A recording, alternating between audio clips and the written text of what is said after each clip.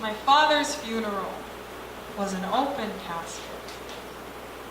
I remember the way the church smelled as I pressed my 11-year-old knees into the wooden pew and prayed that this would be over soon.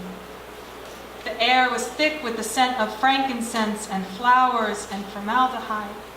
It was heavy like the truth that the only time I will walk down the aisle with my father is when I grasp the arm of his coffin, push his body down to the altar, and escort him to his grave.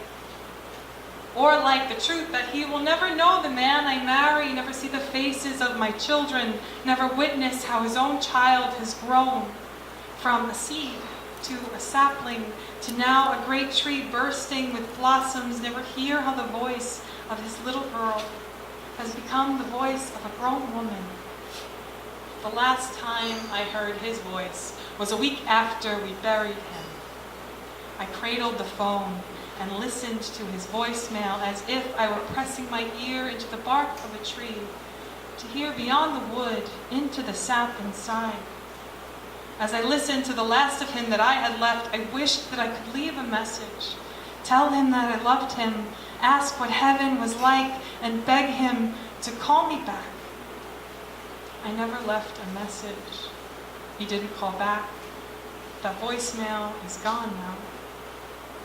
As I hung up the phone, I saw my family as a forest, and the thundering gurgle of my father's last heartbeat was the lightning that struck us all. I watched as his sons became conductors for pain, this one strike tearing their trunks apart as they tried to fill their cracks with whatever felt better than grief.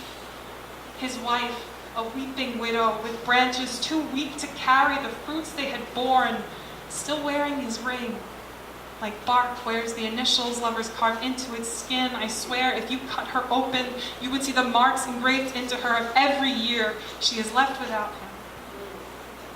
His daughter split like a tree, breaking quietly in silent pain, slowly floating to the earth and landing with a solemn grace, with nobody listening to ever hear the fall.